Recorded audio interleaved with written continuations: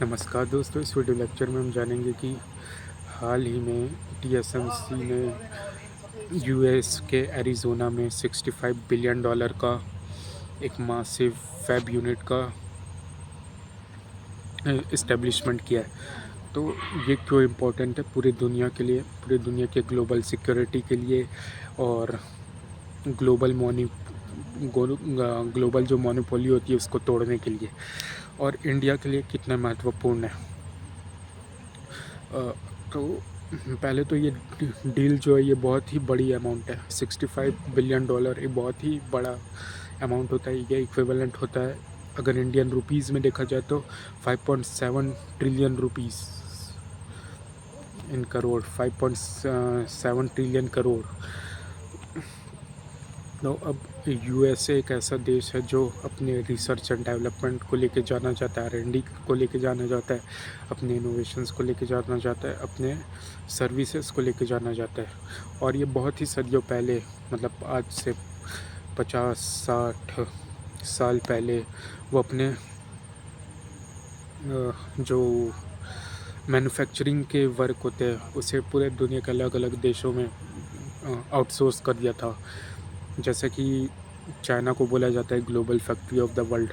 तो इसमें एक यूएस का एक बड़ा रोल था कि यूएस ने अपने जितने मैन्युफैक्चरिंग के वर्क थे, जैसे कि वो चाहे वो हो कि आईफोन को की मैन्युफैक्चरिंग करना हो, या फिर अपनी जो व्हीकल्स रहते हैं ऑटोमोबाइल्स के कंपोनेंट्स को बनाना हो, मैन्युफैक्चरिंग करना हो, या फिर कोई भी मैन्युफैक्चरिंग टास्क को, मेडिकल इक्विपमेंट्स का मैन्युफैक्चरिंग करना हो, फर्नीचर्स हो गया, होम अप्लाइंसेस हो गया, इलेक्ट्रॉनिक्स हो गया, ये सब वो चाइना या फिर दूसरे देशों को, थाईलैंड हो गया, इंडिया हो गया, और दूसरे दूसरे देशों को वो आउटसोर्स कर सका था। तो अब 21st सेंचुरी के दूसरे इस डिकेड में ऐसी क्या ज़रूरत पड़ी यूएसए को कि वो अपने देश में ही वापस मैन्युफैक्चरिंग को लेके आए, इलेक्ट्रॉनिक मैन्युफैक्चरिंग को लेके आए। तो इसका सबसे बड़ा कारण है यूएस का ग्लोबल डोमिनेंस और ख़ुद की यूएस की इंटरनल सिक्योरिटी। और यूएस अपने आप को जैसा कि ग्लोबल लीडर मानता है, तो अगर उसे इस पोजीशन में बने रहना है तो उसे अपनी टेक्नोलॉजी, अपने वेपन्स को सबसे मॉडर्न, सबसे एफिशिएंट बनाए रखना होगा। इसके लिए ज़रूरत होती पड़ेगी यूएस को एडवांस्ड इंटीग्रेटेड चिप्स की, इलेक्ट्रॉनिक्स कंपोनेंट्स की और एडवांस्ड टेक्नोलॉजीज़ की। तो इसी को लेके ये डील हुई। अब बेसिकली टीएसएमसी है ताइवान सेमीकंडक्टर मैन्युफैक्चरिंग कंपनी, जो कि ताइवान में लोकेटेड है। ताइवान बेसिकली खुद को तो एक इंडिपेंडेंट नेशन मानता है, और ताइवान की जनता अपने आप को अपनी खुद की इंडिपेंडेंस के लिए आवाज़ उठाते रहती है। लेकिन चाइना जो कि उसका एक ग्लोबल, एक सबसे बड़ा पड़ोसी है इन टर्म्स ऑफ साइज़, या फिर मिलिट्री पावर, या फिर इकोनॉमी को लेके देखा जाए, तो चाइना का एक बहुत ही बड़ा इन्फ्लुएंस है ताइवान के ऊपर। और चाइना खुद ही ताइवान को अपना एक स्टेट मानता है। तो और अगर कोई दुनिया की कोई दूसरी कंपनी कोई टाई अप या फिर कोई समझौते करती है टीएसएमसी के साथ या फिर ताइवान के साथ, तो यूएसए इसको बहुत ही एग्रेसिवली इसका अपोजिशन करता है। तो अब ऐसे में इसके बाद पूरी दुनिया के अलग अलग देशों को ये समझ आया कुछ सालों में, जब कोविड-19 आया, तो दुनिया में इलेक्ट्रॉनिक्स कंपोनेंट्स की शॉर्टेज होने लगी, क्योंकि दुनिया का ग्लोबल सप्लाई चेन था जो वो एक तरीके से ठप पड़ गया था। तो किसी भी प्रकार का एक्सपोर्ट रुक गया था। तो ऐसे में ज़रूरत थी हमें कि अपने ही देश में मैन्युफैक्चरिंग हो, अपने ही देश में जो लेटेस्ट टेक्नोलॉजी है, मॉडर्न टेक्नोलॉजी है, वो अपने ही देश में हो, ताकि हम किसी दूसरे देश पे निर्भर ना हो। और चाइना और यूएस की जो फ्यूरियसनेस है या फिर उनकी दोनों की एनिमिटी है, वो तो हर किसी को मालूम है। तो ऐसे में यूएस को ये रियलाइजेशन हुआ कि हम कोविड के टाइम में जब इतने बड़े क्राइसिस से गुजर रहे हैं, ऐसे टाइम का चाइना आसानी से फ़ायदा उठा सकता है और वो अ, अ, दुनिया के किसी भी देश को, दुनिया की ग्लोबल पॉलिसीज़ को मोल्ड एंड फोल्ड कर सकता है अपने फ्लेवर में। तो इसलिए हर एक देश ये चाह रहे कि वो अपने ही देश में सेमीकंडक्टर टेक्नोलॉजीज़, इंटीग्रेटेड चिप्स की मैन्युफैक्चरिंग यूनिट को अपने ही देश में इस्टेब्लिश कर पाए, चाहे वो फ्रांस हो या फिर यूरोप का कोई भी देश हो, जर्मनी हो, स्पेन हो, या फिर यूएस ही खुद हो, यूके हो, इंडिया हो, सिंगापुर, रशिया हो गया, जापान हो गया। हर कोई ये चाहते हैं कि वो अपने ही देश में मैन्युफैक्चरिंग यूनिट्स स्थापित कर पाए। तो दिशा में इंडिया ने भी अपना इंडियन सेमीकंडक्टर मिशन लॉन्च किया था, जिसके तहत उसने 75,000 करोड़ रुपए का अलॉटमेंट किया गया, ताकि देश में जो दुनिया की दूसरी कंपनियां हैं जो इस फील्ड में काम करती है, जो इंटीग्रेटेड सर्किट्स, इलेक्ट्रॉनिक कंपोनेंट्स का मैन्युफैक्चरिंग करती है, जैसे हैवेल्स हो गया या फिर ASML हो गया और TSMC जैसी कंपनियां हो गई, सैमसंग हो गया, वो इंडिया की जो खुद की कंपनी है, जैसे कि टाटा इलेक्ट्रॉनिक्स हो गया, विप्रो हो गया, बजाज इलेक्ट्रॉनिक्स हो गया, इनके साथ टाई अप करके इंडिया में मैन्युफैक्चरिंग यूनिट्स की स्थापना करे।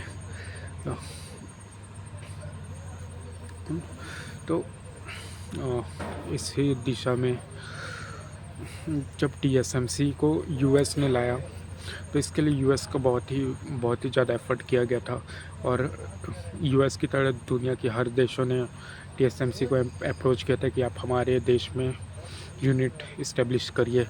फ्रांस ने अप्रोच किया था, यूएस, जापान, इंडिया ने खुद अप्रोच किया, लेकिन TSMC इतना एक ग्लोबल जाइंट है कि उसकी खुद की रिक्वायरमेंट होती है। TSMC को अगर अपने एक फैक्ट्री स्थापित करनी है, एक इंटीग्रेटेड चिप की फैक्ट्री स्थापित करनी है, तो उसको तो बहुत कुछ चाहिए TSMC को। एक तो इसकी ये कि एक बहुत ही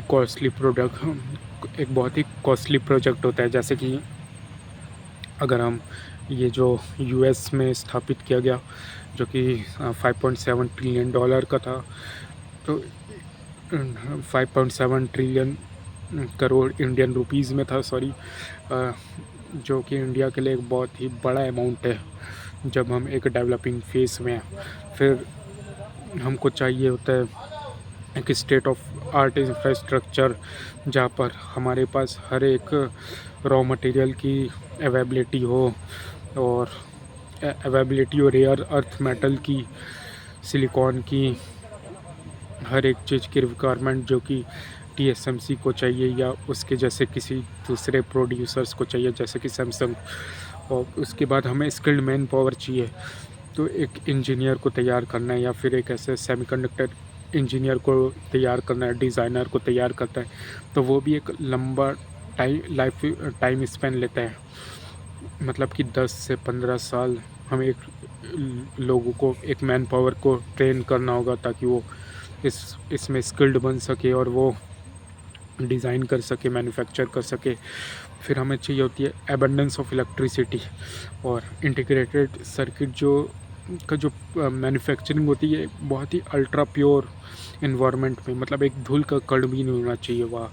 इसके लिए हमें अल्ट्रा प्योर वाटर की ज़रूरत होती है, और पानी बहुत ही ज़्यादा अमाउंट में ये पानी मांगता है, और पानी भी अल्ट्रा प्योर लेवल का होना चाहिए, जिसमें ना कि एक नैनो पार्टिकल साइज़ के भी एक छोटा सा कण भी ना हो। इतना प्योर वाटर की ज़रूरत होती है इसके मैन्युफैक्चरिंग को लेके। तो ये सब होना, फिर इसके अलावा जो अ, एक सप्लाई चेन की ज़रूरत होती है। मतलब कि अगर हमको एक बड़ा प्लांट स्थापित करना है, तो हमें उसको सपोर्ट देने के लिए छोटे-छोटे प्लांट्स को स्थापित करने की भी ज़रूरत होती है, जो उनको सर्विस दे सके। जैसे कि एक सिक्योरिटी प्रोवाइडर्स की ज़रूरत होती है। फिर हमको ज़रूरत होती है इलेक्ट्रिसिटी कंपनी के, डिस्ट्रीब्यूशन कंपनी की, जो कि मतलब कंटिन्यूसली इतने भारी अमाउंट में टीएसएमसी को एनर्जी प्रोवाइड करे। फिर हमें छोटे-छोटे और दूसरे मैन्युफैक्चरर्स की ज़रूरत होती है, जो कि कंस्ट्रक्ट करे, बेसिकली पूरे फैक्ट्री का कंस्ट्रक्शन करे। डेवलपर्स की ज़रूरत होती है। फिर हमें ज़रूरत होती है गवर्नमेंट की सपोर्ट की। तो इस दिशा में इंडिया भी पीछे नहीं है, वो भी इस दिशा में तेज़ी से काम कर रहा है। जैसे कि पिछले 1 साल में ही 7 से 8 ग्लोबल ऐसे मैन्युफैक्चरिंग कंपनीज़ है जो इंडिया में आ चुकी है, और इंडियन कंपनीज़ के साथ टाई अप करके भारत में ही मैन्युफैक्चरिंग प्लांट्स की स्थापना की है। अब इंटीग्रेटेड सर्किट हमारे लिए इतना इम्पोर्टेंट क्यों है? क्योंकि अगर आप कोई भी चीज़ इमेजिन कर लो मॉडर्न वर्ल्ड की, अगर आप अर्बन एरिया में रहते हो, आप ये मोबाइल या फिर किसी भी डिवाइस में जब आप ये वीडियो देख रहे होंगे, तो इसके लिए भी हमें इलेक्ट्रॉनिक सर्किट, इंटीग्रेटेड सर्किट की ज़रूरत होती है। हमें ज़रूरत होती है इसकी एक एलईडी बल्ब के लिए, या फिर जो इसकी ज़रूरत पड़ती है हमको अपने ऑटोमोबाइल्स के कंपोनेंट्स में।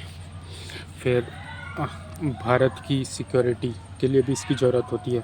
मतलब कि अगर हमें एक फाइटर जेट बनाना हो, एक गाइडेड मिसाइल बनानी हो, या फिर असॉल्ट राइफल बनानी हो जो नाइट विज़न के साथ काम करे, तो इसके लिए भी हमें ज़रूरत होगी ऐसे मॉडर्न इलेक्ट्रॉनिक सर्किट्स की। तो ये सब की सप्लाई के लिए इंटीग्रेटेड सर्किट बहुत ही ज़्यादा इम्पोर्टेंट है। So thank you.